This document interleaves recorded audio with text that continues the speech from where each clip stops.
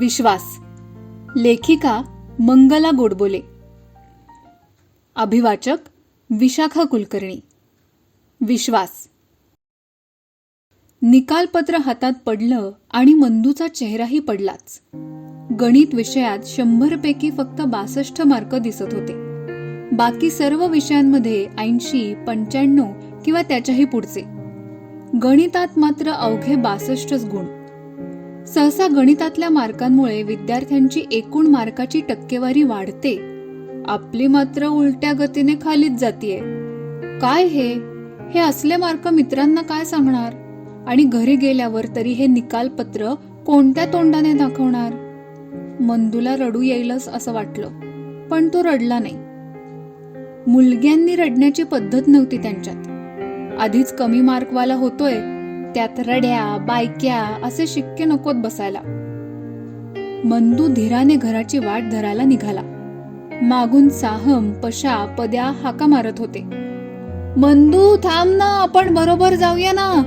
मंद्या लेका एवढा भाव खातो काय?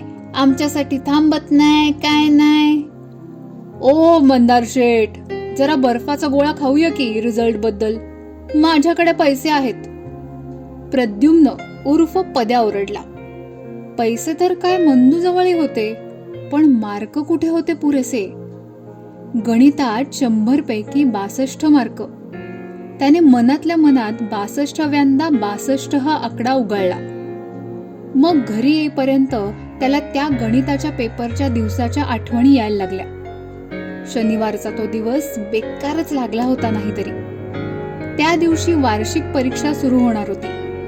नेहमी परीक्षेच्या पहिल्या दिवशी पेपरला जाताना आई त्याच्या हातावर दही घालायची. निघताना हातावर दही घातलं की जाणारा माणूस काम फत्ते करूनच येतो यावर विश्वास होता तिचा. पण त्या दिवशी नेमकी ती बँकेच्या कामात अडकली आणि तिथून फोन करून, मंदारा, देवाला नमस्कार करून जा रे बाबा पेपरला, असं म्हणली. ती नेहमी मंदारा म्हणणारी आहे. आज निकालपत्र पाहिल्यावर काय म्हणेल? मंदारा, काय रे ही घसरगुंडी? चालताना मंदूचा पाय एका खड्ड्यात गेला. आतलं चिखलाचं पाणी त्याच्या अंगावर उडालं आणि त्याची तंद्री मोडली. अरे, पांढऱ्या शर्टवर डाग पडला पाण्याचा, चिखलाचा. आजचा दिवसच बेकार. जसा त्या गणिताच्या पेपरचा होता. हातावर दही घ्यायला आई घरी नव्हती. परीक्षेला जाताना फाटकाजवळच्या तुळशीचं पान तोंडात टाकायचं ठरवलं तर तुळशीला फारशी पानं उरलेली नव्हती. परीक्षेला जाताना रस्त्यावरच्या मुलांनी तिची पानं ओरबाडून बुरखटून खायची सवय होती. त्यामुळेच बहुधा तुळशीच्या रोपातल्या काटक्यात जास्त उरल्या होत्या. तुळशीचं पान प्रसादासारखं खाल्लं की पेपर चांगला जातो असा विश्वास सगळ्यांचाच होता बहुतेक. पण त्या दिवशी मंदूला तेही जमलं नाही. पेपरसाठी तो चौकातल्या सोहमबरोबर शाळेकडे जाणार तेवढ्यात कधी नव्हे तो पशाही त्यांना येऊन मिळाला. तो एरवी सायकलवरून शाळेला जायचा, पण परीक्षेच्या दिवशी सायकलची जोखीम नको असं म्हणून आज त्याला घरच्यांनी पायीच जायला सांगितलं. त्याला पलीकडच्या रस्त्यावरून आपल्याकडे येताना पाहून मंदू ओरडलाच होता. पशा, आमच्या बरोबर येऊ नकोस रे बाबा. का? मी काय खातो का तुम्हाला? आधीच आम्ही दोघं आहोत. दोघात तिसरा आला की 3 तिघाडा काम बिघाडा होता म्हणतात ना. मग एखादा दगड घे उजव्या हाताच्या मुठीमध्ये, तो करेल तुझं रक्षण. पशाने खात्रीने सांगितलं. नुसतं सांगितलंच नाही तर एक खडाही उचलून त्याच्याकडे टाकला. खडा मुठीत घेऊनच मंदू पेपरला पोचला. पण कुठेतरी कसा तरी 3 तिघाडा काम बिघाडा झालाच. आणि हे सगळं कमी वाटलं म्हणून की काय, शाळेच्या फाटकाजवळ नेमकी काळी मांजर आडवी गेली. मग ए बया, मंदूने जीव खाऊन तिला रट्टा मारला. पण ती पठ्ठी गणिताच्या पेपरसाठी कचकचित आडवी गेलीच. कसला उजाडला होता हा शनिवार, न करत्याचा वार. त्याला शोभेसाच हा आजचा वारही निकालाचा दिवस. गणिताच्या पेपरचं वाटोळ झालं म्हणून निकालाचाही निकाल लागला. आता घरी जाऊन तरी वेगळं काय होणार आहे? मंदू मान खाली घालून गुपचूप घरात शिरला. घरात दुपारची शांतता होती. आजोबा मानेला पट्टा आवळून अवघडत कोचावर बसले होते. त्या पट्ट्यामुळे बिचाऱ्यांना फार वेळ आडवंही पडता येत नसे. तरी नातवाच्या कौतुकासाठी सज्ज झाले होते ते. आले का आमचे विजयी वीर? अगं, चिमूटभर साखर घेऊन ये, मग संध्याकाळी आईस्क्रीम पार्टी करूच. त्यांनी स्वयंपाकघराच्या दिशेने पुकारा केला. आजी आई हाताची कामं सोडून लगबगीने बाहेर आल्या. किती मार्क? कितवा नंबर? तिघांनीही मंदूवर चौकशांचा भडीमार सुरू केला. मंदूच्या डोक्यात तिडीक गेली. सारखं काय मार्क करतायत हे सगळे? आई आज मोठी लगबगीने समोर येते. पेपरच्या दिवशी हातावर दही घालायला का नाही आली?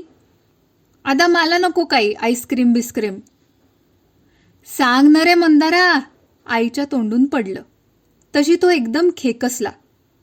एवढं सांगण्यासारखं काही झालं नाहीये. मी पास झालोय, वरच्या वर्गात गेलोय. झालं समाधान?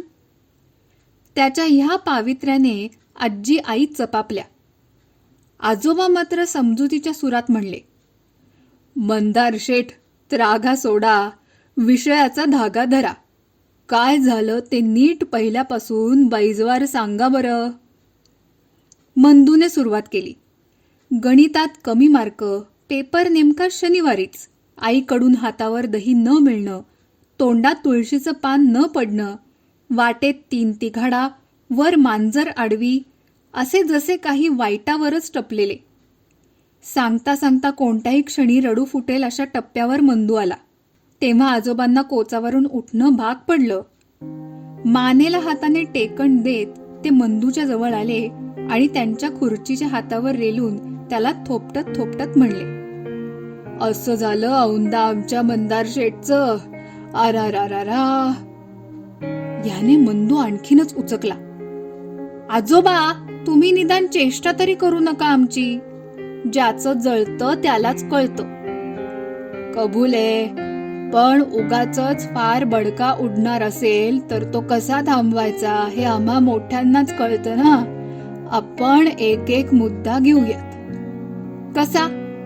म्हणजे बघ, सगळ्यांचीच परीक्षा शनिवारी सुरू झाली ना.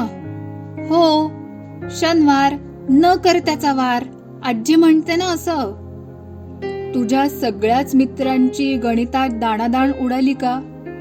नाही काही. काहींना 85, 90 असे मार्क पडलेत.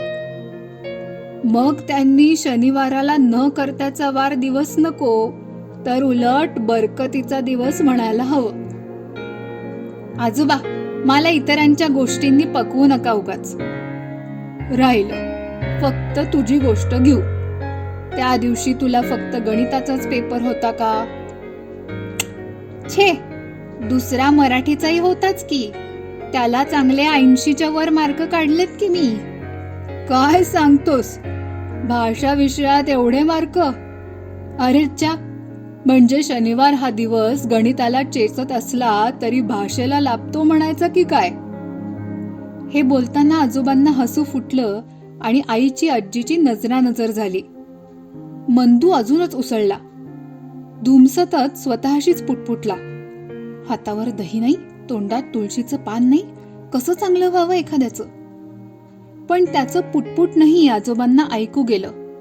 हसतच म्हणले, जाणाऱ्या येणाऱ्या प्रत्येकानं वाटेल तशी तुळशीची पानं ओरबाडली तर तुझ्यासाठी कशी रे शिल्लक राहणार? तुळस लावत असेल आपल्या नशिबाला बोल. मला नाही माहित. त्यात अजून तो पशा आला आमच्यात तडमडायला. त्याने येऊन काय केलं? 3 तिघाडा. निकालात त्याची पण वाट लागलीये का तुझ्यासारखी? नसावी, कारण तो घरी जाताना बर्फाचा गोळा खाऊन जाण्याच्या गोष्टी करत होता. अच्छा, म्हणजे तुझ्या मुठीतला खडा त्याच्या अचूक कामी आला तर, आणि तुला मात्र रडवत बसला. काय हे या खड्यांचं वागणं? आजोबा हसू आवरत म्हणले. पण मंदू अजून त्याच्या कुरकुरीमधून बाहेर यायला तयार नव्हता. आणखीनच त्रासून म्हणला, शाळेच्या आवारात मांजरांना तर येऊ देऊ नये म्हणतो मी. नको तेव्हा आडवी जाणार. यांना नाही उद्योग. म्हणून रट्टा मारून त्याला लंगडायला लावलंस काय रे? काय लंगडत लंगडत होतं बिचारं. तुम्हाला काय माहिती? अरे तुमच्या शाळेलगतच आमचा मठ आहे ना. संध्याकाळचे आम्ही काही मित्र तिथे बसतो, तर तिथे एक मांजर लंगडत लंगडत यायचं तेव्हा. एकदा तर बोललंही माझ्याशी. म्हणलं, परवा एक मुलगा मला उभा गेला आणि ही अशी अवस्था झालीये बघा आमची. यावर आई आजी सगळ्यांनाच हसू फुटलं. पण मंदूचाही पारा जरा उतरला. हळूच आजोबांना म्हणला, तुम्हाला काहीच कसं वाटत नाही आमच्याबद्दल? अरे फार जास्त वाटतंय म्हणून सांगतोय रे. हे बघ, हे असं तुळशीचं पान चघळल्यानं, हातात खडा धरल्यानं वगैरे काहीही होत नसतं रे. यावर विश्वास ठेवू नकोस. सगळं जग ठेवतंच की. असं झालं की तसं होतं. याने ते नुकसान ओढवतं. हा अंधळा विश्वास झाला ना मंदुशेठ. बस का, जगभरातले खेळाडू, क्रिकेटर्स यांना धरून असतात ते. अमुक बॅट वापरली की सेंचुरी होते. पिचवर जाताना आभाळाकडे 3दा बॅट उंचावून देवाचं, अल्लाचं नाव घेतलं की मोठी इनिंग होते, असं मानणाऱ्यांना काय म्हणणार मग? अरे हे खेळ असतात मनाचे. ठोकताळे म्हण हवं तर. जपावे ज्याने त्याने. पण खरं खरं यश मिळणार ते मेहनतीमधूनच ना. तू सुद्धा गणिताचा मजबूत सराव केला असतास तर ही वेळ आली असती का? आजोबांशी खरं बोलायचं. हो, म्हणजे असं थोडंसं गॅदरिंगच्या नाटकात जरा जास्त वेळ घालवला मी. त्यामुळे गणिताचे मागचे पेपर सोडवता सोडवता राहिले ते राहिलेच. मंदूने मनाशी तरी कबूल केलं एकदाच. तेवढा वेळ आजोबांनी त्याला मोकळं सोडलं आणि नंतर एकदम जवळ ओढून म्हणलं, मंदुशेठ, हे बघा, बाकी काही हो, काही म्हणजे काहीही, कोणताही वारा येवो, वेळ येवो, कोणी अडवं जावो, नाट लागो, एक गोष्ट नेहमी आपल्या सोबत येत असते. ती म्हणजे आपली मेहनत. विजय होतो तो मेहनतीचा, कष्टांचा, सरावाचा. यावर भक्कम विश्वास हवा. तेव्हा ह्यानंतरच्या कोणत्याही परीक्षेच्या तयारीमध्ये आपल्याकडून कसूर नको. अशी सॉलिड तयारी करायची ना की कोणी कधी आड आडवं येऊच शकणार नाही. पुढच्या परीक्षेत एवढं करून बघा मिस्टर. काय, इस बात पे संध्याकाळी आईस्क्रीम हो जाए.